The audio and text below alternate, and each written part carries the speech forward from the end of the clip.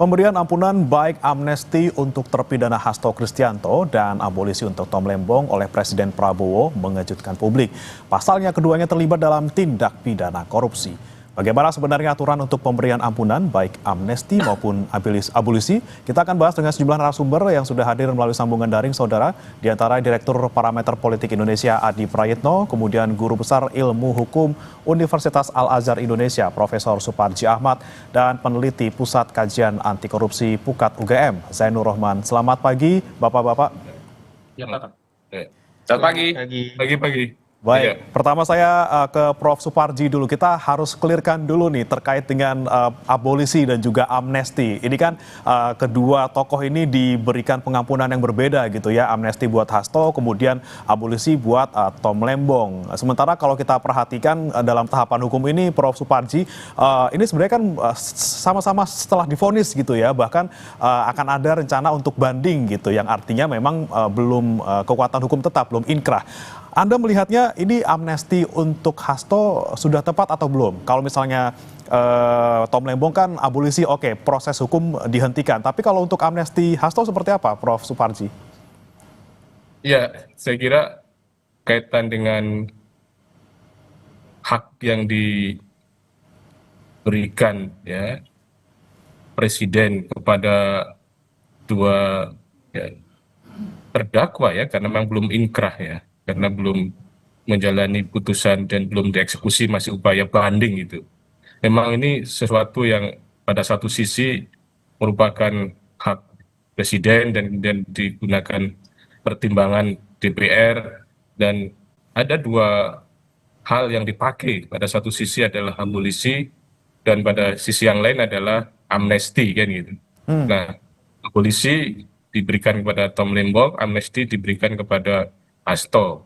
Dan secara teknis yuridis kan sebetulnya pada dasarnya sebenarnya adalah penghapusan pidana kan itu. Tetapi amnesti dalam konteks sebuah penghapusan, sementara abolisi adalah dalam konteks penghentian penuntutan gitu.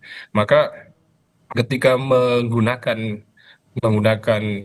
amnesti sebagai bentuk penghapusan pidana kepada Hasto, ini kan ada kemungkinan gitu ya, ada kemungkinan bahwa atau ada pertimbangan hukum karena dianggap pemenuhan unsurnya gitu ya, ada pidananya, sehingga kemudian hapuskan pidananya, dalam arti bahwa memang dalam proses hukum terbukti gitu, perbuatannya terbukti. Sementara dalam konteks abolisi ya, yang diberikan kepada Tom Lembong itu karena mendengar bahwa di dalam putusan pengadilan tidak ada mens rea, pada yang bersangkutan tidak mendapatkan keuntungan apa-apa, dan kemudian publik menyuarakan itu, sehingga dengan demikian pada akhirnya dihentikanlah penuntutannya, hentikanlah proses hukumnya, karena dengan menggunakan suara masyarakat bahwa memang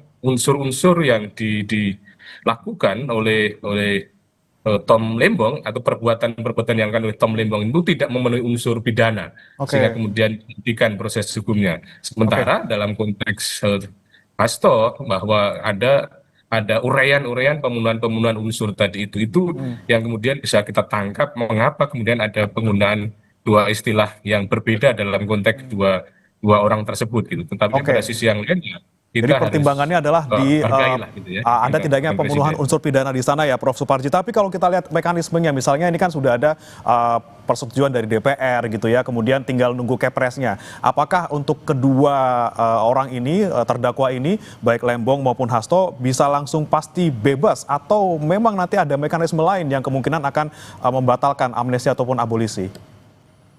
Ya, kan nanti akan keluar keputusan Presiden yang kemudian akhirnya akan membebaskan kepada keduanya kan itu. Dan apakah kemudian nanti akan ada upaya lain itu?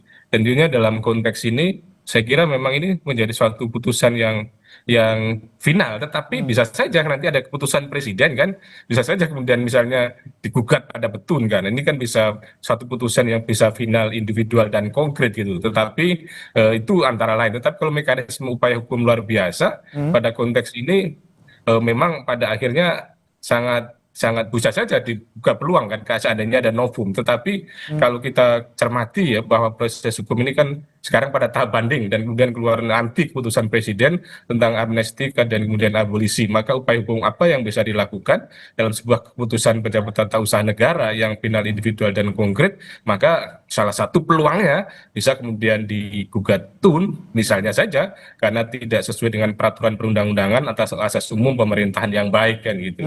Atau pada sisi yang lain seandainya nanti misalnya PK, tapi PK ini kan pada satu sisi kejaksaan maupun KPK kan sudah tidak ada peluang lagi untuk mengajukan PK. Jadi memang ini pada akhirnya sebagai sesuatu yang kemudian akan dilaksanakan dan kemungkinan akan menjadi sesuatu yang inkrah, artinya tidak teruangnya ada tetapi sangat kecil kemungkinan terbuka gitu loh.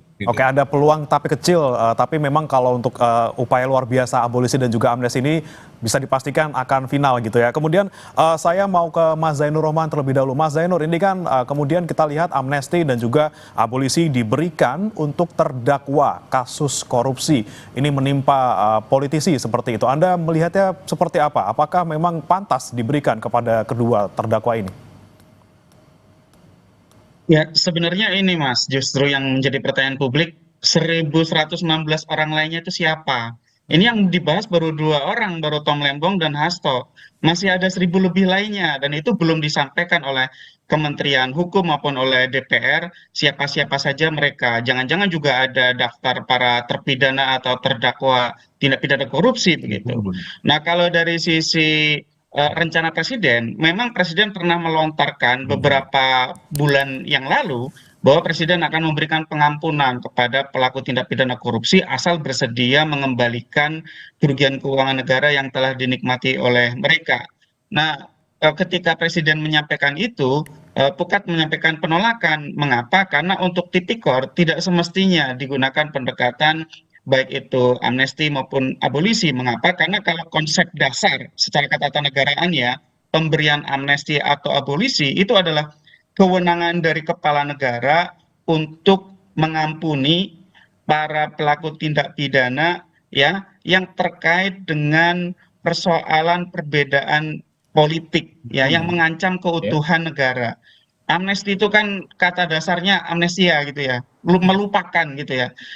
Dalam praktik terdahulu di Indonesia itu digunakan misalnya untuk mengampuni orang-orang yang berseberangan dengan pemerintah pusat, apakah itu eksponen GAM, Fretilin, Papua Merdeka, atau juga dalam konteks sekitar reformasi 98 diberikan untuk mengampuni para aktivis yang dijerat hukum oleh penguasa waktu itu. Mengapa akan digunakan untuk menjerat pelaku tindak pidana korupsi? Apakah para pelaku tindak pidana korupsi ini dalam tanda kutip mengancam keutuhan negara gitu ya. Jadi sebenarnya ini adalah kepentingan untuk negara. Nah, sedangkan dalam konteks ini yang diberikan oleh Presiden Prabowo, saya katakan, saya melihat ini lebih kepada konteks politik.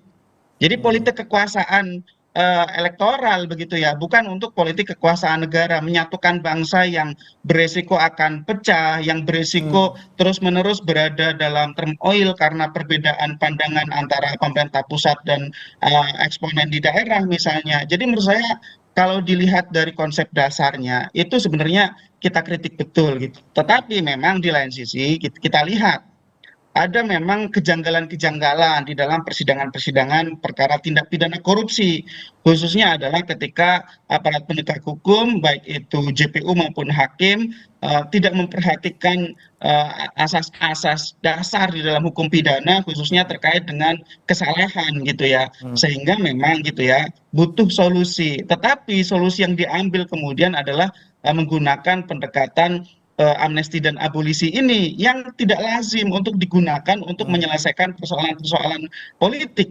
Kalau kita lihat misalnya ada sebagian pihak yang menuduh bahwa perkara-perkara hukum ini adalah perkara-perkara yang berbau atau bermotif politik gitu ya. Ini kan terkait dengan politik elektoral gitu ya, bukan politik kebangsaan. Kan mereka bukan mau menuntut memisahkan diri dari NKRI begitu ya. Sehingga seharusnya yang dibenahi adalah proses penegakan hukumnya, dilakukan reformasi terhadap sistem penegakan hukum, mulai Oke, dari substansi hukumnya, perbaiki pasal 2 ayat 1 dan pasal 3 Undang-Undang Tipikor, perbaiki juga aparat oke, penegak hukumnya, jangan mudah digunakan untuk kepentingan politik, oke. kemudian juga perbaiki bagaimana sistem penegakan hukum secara keseluruhan. Jadi menurut saya memang ini kemudian main semacam apa ya, perbuatan politik Ya, menggunakan tangan hukum diselesaikan menggunakan keputusan politik yang oke. juga memang punya basis hukum di dalam Undang-Undang Dasar Jadi 1945. pemberian Artinya gitu ya, amnesti dan juga abolisi ini ini kita masih kental dengan bertanya-tanya, Mas. konteks politik kekuasaan, bukan kepentingan negara. Saya menangkap poin Anda. Saya mau ke Mas Adi. Mas Adi, Anda melihatnya seperti apa? Benarkah memang kemudian melihat amnesti dan juga abolisi ini diberikan karena konteksnya lebih ke politik kekuasaan, bukan kepentingan negara? Karena ini diberikan kemudian dikala kita lagi nyorot soal PDIP gitu ya. Mereka lagi punya hajatan besar di sana. Kemudian kemarin juga ada sempat isu terkait pelemahan PDIP di sana. Katanya ditarget akan dapat 7% saja di 2029. Anda melihatnya seperti apa, Mas Adi? Ya kalau kita mendengarkan statement yang disampaikan oleh Menteri Hukum ya dalam memberikan keterangan pers terkait dengan abolisi dan amnesti, itu kan argumennya dua. Demi kepentingan bangsa dan negara, yang kedua itu adalah demi kondusivitas untuk membangun harmoni dan kerjasama dengan berbagai begitu banyak elemen. Itulah yang kemudian disebut oleh publik sebagai sebuah tafsir bagaimana ada unsur-unsur politik yang sebenarnya muncul dalam konteks abolisi dan amnesti, yaitu untuk menjaga kondusivitas dan harmoni untuk membangun bagaimana bangsa di masa-masa yang akan datang. Apalagi misalnya kita tahu bahwa persoalan Tom Lembong sama Hasto, saya kira ini adalah dua kasus yang dinilai merupakan salah satu yang cukup membetot perhatian publik secara serius. Dalam konteks Tom Lembong misalnya, kan tidak ditemukan mensrea. Ada indikasi-indikasi bahwa hakim yang melakukan penindakan itu, penuntutan itu dianggap tidak sesuai dengan kaidah-kaidah keadilan. Begitupun misalnya dalam kasus Pak Hasto yang saya kira cukup panjang, begitu banyak demonstrasi termasuk juga dukungan-dukungan kepada Hasto, karena dalam sidang-sidang sebelumnya misalnya itu tidak ditemukan ada unsur-unsur pidana meski KPK telah memutuskan sebuah putusan yang tidak bisa dibantah. Jadi dua persoalan ini yang memang dalam banyak hal yang kita tahu beberapa waktu yang lalu kan banyak tuh supaya pemerintah mengintervensi dan ikut campur untuk memberikan rasa keadilan. Nah, hari ini kita mendengarkan secara terbuka bagaimana pemerintah sudah memberikan amnesti dan abolisi kepada dua orang, salah satunya di antara begitu banyak yang diberikan amnesti dan abolisi, yaitu tadi untuk menjaga bagaimana harmoni dan kondusivitas. Bahkan kalau kita membaca korespondensi secara historis misalnya, Pak SBY juga sempat memberikan amnesti kan tahun 2005 kepada kombatan BAN, tentu untuk menjaga bagaimana perdamaian ya yang ada di Aceh dan hingga hari ini kita juga tahu bagaimana GAM itu juga menjadi bagian NKRI yang tidak bisa dipisahkan.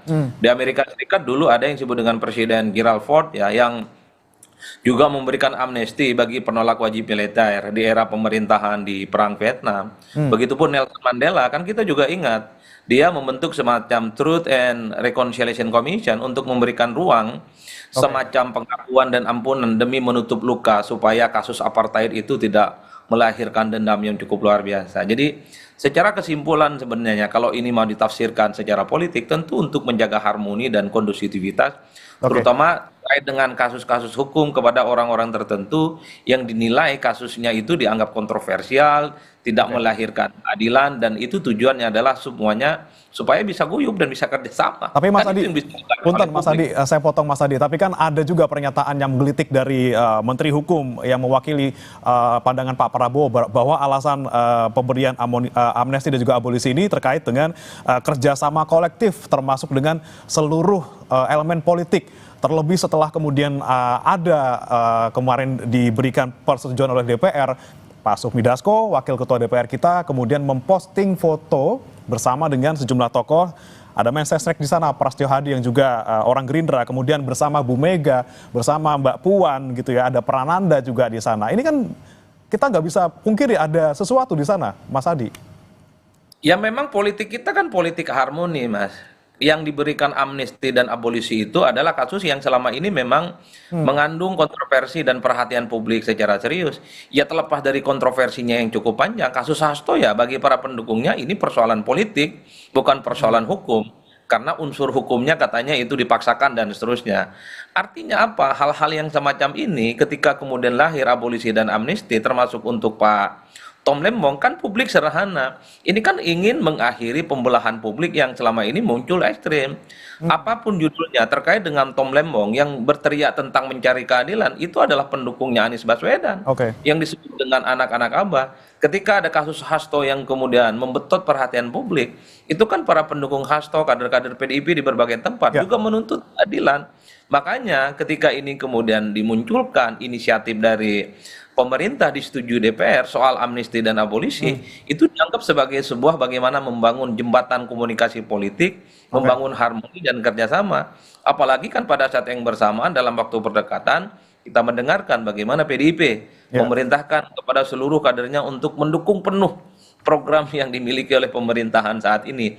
Jadi sulit sebenarnya untuk menghilangkan kesan kepentingan politik, yaitu politik harmoni, politik kerjasama, dan politik guyup antar berbagai elemen-elemen Oke. supaya tidak ada fragmentasi dan tak ada lagi pembelahan-pembelahan yang ada di negara. Oke, Itu tapi yang pertanyaannya kemudian Mas Adi, apakah kemudian dengan adanya foto dari Pak Dasko kemarin dan juga kita lihat bagaimana kemudian peta-peta partai dan juga kekuasaan eksekutif dan juga legislatif di sana bertemu, apakah ini menandakan PDIP bakal bergabung di koalisi dan kemudian apakah memang terjadi check and balances yang benar di proses hukum ataupun di lembaga hukum kita terkait dengan pemberian Prof. Suparji lagi nih, Prof. Suparji, ini kan kita tidak bisa pungkiri di sana kental sekali unsur politis seperti itu ya, dan kemudian ketika kita melihat mungkin foto dari Sufmi Dasko Ahmad di Instagram yang barusan diposting setelah adanya persetujuan itu, kemudian kita lihat di sana ketua DPR-nya PDI Perjuangan, kemudian wakil ketua DPR-nya juga dari orang Gerindra seperti itu. Anda melihat ini ketika ada pengajuan amnesti dan juga abolisi sangat gampang untuk bisa disetujui. Kemudian bagaimana fungsi check and balances yang seharusnya ada di sana? Ya itulah arti sebuah kekuasaan kan gitu. Siapa yang berkuasa itulah yang kemudian bisa menentukan.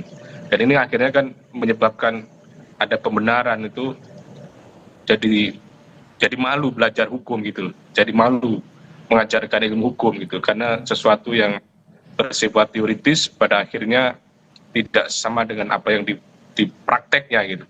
Dan ini kan menjadi sesuatu yang kemudian akhirnya benar-benar menjustifikasi dan mengeneralisasi hukum itu adalah produk politik gitu kan. Bahwa kalau hukum produk politik pada konteks misalnya pembentukan peraturan perundang-undangan sampai kemudian akhirnya putusan pengadilan pun direvisi dengan satu kekuatan politik.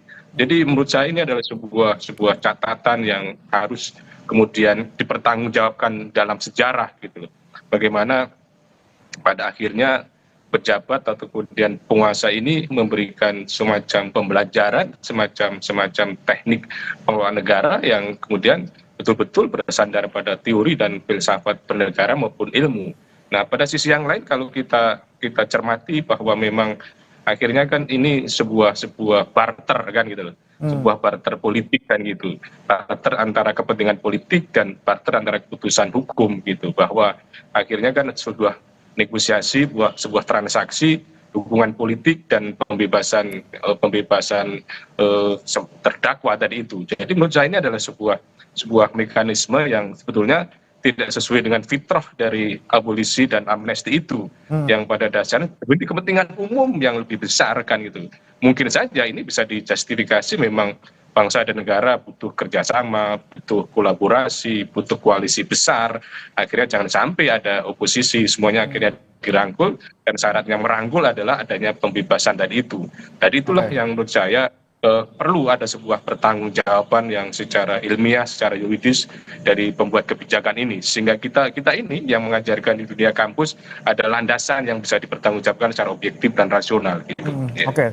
Menarik tadi transaksi politik, hukum ditukar dengan politik. Anda melihatnya Mas Adi Praitno, ketika kemudian ada amnesti dan juga abolisi yang kita lihat kemarin sangat kental, dalam tanda kutip transaksi politik ya, benarkah nanti bakal PDIP bergabung bersama koalisi Pak Prabowo? Kalau mau jujur sebenarnya saya tidak terlampau yakin PDIP secara formal bergabung dengan pemerintahan Prabowo Subianto dan Gibran Rakabuming Raka. Pertama tentu tidak ada alasan urgensi untuk menjadikan PDIP sebagai bagian dari koalisi pemerintah. Mengingat hampir 90% partai-partai koalisi pendukung Prabowo Gibran itu kan solid dan tidak ada gejolak apapun. Posisi PDIP menjadi penting kalau sudah mulai muncul oposisi dari dalam. Partai-partai pendukung pemerintah suka protes, suka jadi oposisi, dan resisten dengan berbagai begitu banyak kebijakan-kebijakan yang muncul. Maka disitulah sepertinya relevansi PDIP untuk dirangkul supaya untuk menambah kekuatan politik. Nah yang kedua, secara prinsip kalau kita mau jujur sebenarnya, tanpa bergabung secara formal sekalipun, PDIP itu dalam banyak hal sudah memberikan dukungan penuh secara total terkait dengan kebijakan-kebijakan strategis pemerintah. Kita bisa cek satu-satu. Ketika ada kenaikan PPN 12% beberapa waktu yang lalu, itu kan didukung secara penuh. Tak satu pun kader dan elit-elit PDIP itu protes. Ketika misalnya ada revisi Undang-Undang TNI, yang paling depan wajah yang kemudian mempelopori revisi undang-undang ini adalah kawan-kawan PDIP. Begitupun program-program lain, soal program makan bergizi gratis, sekolah rakyat, kemudian penurunan tarif dan seterusnya. PDIP mendukung secara penuh. Oleh karena itu bagi saya secara prinsip sebenarnya dalam praktiknya PDIP dalam banyak hal tidak terlampau memberikan apa yang disebut dengan check and balances. Karena dalam praktiknya PDIP itu sudah menjadi bagian dari pemerintah. Wajar kalau kemudian banyak pihak yang mengatakan PDIP saja ini luarnya doang yang kelihatan merah, dalamannya itu sudah wajah pemerintah. Inilah yang saya kira bagi saya tanpa harus ada abolisi ataupun amnesti yang muncul sehari dua hari ini, secara praktik misalnya kita bisa melihat bagaimana memang PDIP ada kecenderungan untuk siap bekerja sama dengan pemerintahan Pak Prabowo dan Gibran di masa-masa yang akan datang. Oleh karena itu sekalipun ada amnesti misalnya kepada Hasto, bagi saya ini tidak akan misalnya akan membuat otomatis PDIP menjadi bagian di dalamnya. PDIP sepertinya menjaga jarak dengan kekuasaan, ingin terlihat berada di luar. Tentu secara praktik mereka akan memberikan dukungan secara penuh. Instruksi itu disampaikan ketika di Bintek misalnya di Bali beberapa waktu yang lalu, meminta kepada seluruh pengurus, fungsionaris dan seluruh kader PDIP tegak lurus dengan semua program-program yang dimiliki oleh pemerintah saat ini. Bagi saya itu clear, sebuah statement, sebuah manifesto bagaimana PDIP sebenarnya sudah menjadi bagian dari kubu pemerintah tanpa harus ada menteri yang ada di dalamnya. Oke, transaksi politik dalam tanda kutip ini memang kalau di sisinya Pak Prabowo tidak terlalu butuh gitu ya kalau kata Anda, karena memang sudah dapat dukungan yang luar biasa 90% lebih gitu ya. Kemudian tapi dari sisi lain gitu Mas Adi, kalau Anda melihatnya dari PDIP-nya sendiri kan memang sebenarnya lagi butuh nih dalam tanda kutip. Tolong dong bebasin Pak Hasto gitu ya, karena sekarang lagi gonjang-ganjing partai saya kalau tidak punya sekjen gitu. Mas Adi. Ya Mas? Ya Mas Adi, kalau Anda melihat kepentingan yang lebih besar sebenarnya ada di PDIP ketika ada transaksi dalam tanda kutip transaksi politik ini, ketika kita lihat pemerintah memberikan amnesti kepada Pak Hasto. Memang yang lebih butuh tuh PDIP-nya atau seperti apa Mas Adi?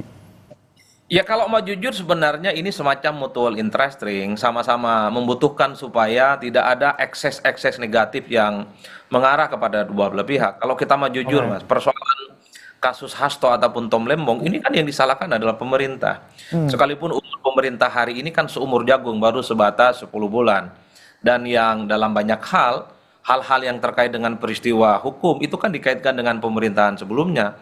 Tapi kan pemerintahan saat ini tidak berhenti, terus dikritik, terus dibully. Dan bahkan misalnya diminta untuk melakukan intervensi terkait dengan persoalan Tom Lembong ataupun Hasto karena dinilai tidak memenuhi unsur keadilan. Itulah yang sepertinya ingin dihindari. Hal-hal yang selama ini viral di kalangan publik dan kebetulan kasus dua figur ini kan membetot perhatian publik karena dianggap sebagai dua faksi dalam Pilpres 2024 yang lalu. Sementara pada saat yang bersamaan harus kita juga akui Pak Hasto ini per hari ini itu masih sekjen PDIP. PDIP hanya ingin memberikan pesan bahwa Hasto itu adalah bagian dari salah satu denyut nadi dan jantung kekuatan politik mereka. Jadi sekalipun sudah ditetapkan sebagai tersangka, Pak Hasto itu tidak pernah diganti posisinya. Tidak ada PLT yang menggantikan posisi sekjen di PDIP. Ini kan menegaskan bahwa persoalan Hasto adalah persoalan PDIP. PDIP menjadikan persoalan Hasto itu bukan persoalan hukum, tapi murni persoalan politik yang harus dicarikan bagaimana jalur keluarnya untuk mendapatkan keadilan. Ada simbiosis mutualisme ya antara pemerintah maupun PDIP. Ya, Tapi Ada tidak simbol-simbol perlu politik bergabung gitu yang Mas Adi ya? Ya tidak harus perlu bergabung. Sepertinya Oke. PDIP masih jaim untuk menjadi bagian dari pemerintah ya secara formal. Ya. Tapi secara prinsip, secara praktik, saya hakul yakin kalau kita melihat rekam jejak selama 10 bulan, PDIP sudah memberikan dukungan secara penuh terkait dengan program-program strategis pemerintah dan itu yang terjadi. Oke, baik. Saya ke Mas Zainur lagi. Mas Zainur, ini kan lagi-lagi kita menyoroti adalah upaya hukum luar biasa, tindakan hukum luar biasa diberikan untuk dua terdakwa kasus luar biasa yang mana korupsi gitu ya. Dan lagi-lagi unsur politik di sini kental adanya, kita lihat bersama-sama jelas di depan mata gitu ya.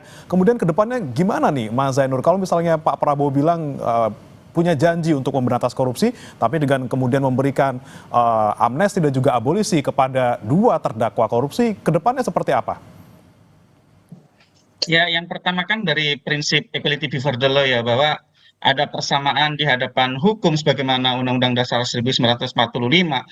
Dengan pemberian amnesti dan abolisi kepada 1.000 orang lebih itu kan artinya dikesampingkan. Nah, dikesampingkan prinsip persamaan di depan hukum. Bagaimana dengan perasaan para terdakwa dan terpidana lainnya? Apakah itu terdakwa dan terpidana tipikor atau tindak pidana yang lain?